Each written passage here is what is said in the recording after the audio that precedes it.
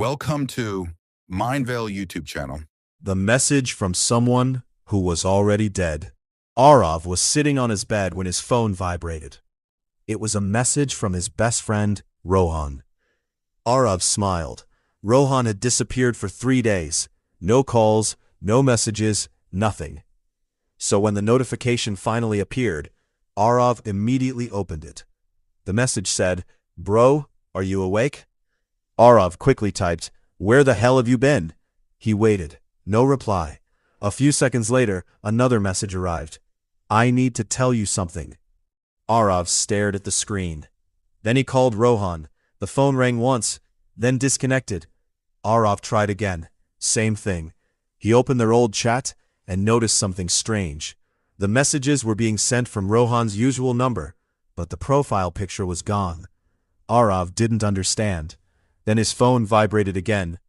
"Don't call me." Arav froze. He typed, "Why?" The reply came almost instantly, "Because I'm not supposed to be talking to you." Arav immediately sent another message. "If you're really Rohan, tell me something only we know." Nothing happened. 1 minute passed, then 2. Then his phone vibrated. A photograph appeared. It was an old picture of Arav and Rohan. They had taken it years ago. Arav zoomed in. There was something written on the wall behind them. A date. Tomorrow's date. Arav's hands went cold. He checked the calendar. The date was exactly correct. He thought it had to be an old edited photograph, but then another message appeared. "Don't go outside tomorrow." Arav typed, "Why?" The reply came after several seconds. "Because that's when they found me." Arav stared at those words. He didn't sleep that night. The next morning, he stayed inside. At around 11:30 a.m., someone knocked on his door. Arav didn't move. Another knock. Then his phone vibrated. A message from Rohan. "Don't open it." Arav slowly walked toward the door. He looked through the peephole. Nobody was there. Then suddenly, his phone received a photograph. A photograph of his front door, taken from outside. Arav stepped backward. Someone had been standing there, watching him. He checked the sender. It was still Rohan's number. But this time, the message contained only one sentence.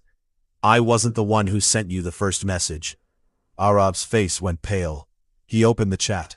The earlier messages were disappearing one by one. Then a final message appeared. "Ask yourself, who had access to my phone after I died?" The screen went black. Arav immediately called the police. Later that evening, investigators checked Rohan's phone. They discovered something disturbing. Rohan's phone had been recovered from the accident scene 3 days earlier, and according to the investigation, it had never been turned on after his death. But there was one unexplained detail. The messages Arav received had been sent from that exact phone. And the final message? It had been sent at 11:47 a.m. At that exact moment, the phone was sitting inside an evidence locker, locked, sealed, and completely disconnected. Arav thought the nightmare was finally over, until his own phone vibrated again. There was no name this time, no number, just a single message. "Now you know what happened to Rohan." A second message appeared, "But you still don't know why he chose you." Arav stared at the screen.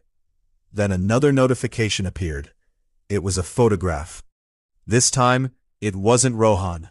It was Arav, sleeping in his own room. The photograph had been taken 5 minutes ago. To be continued. Thanks for watching this video. Like and subscribe to my channel.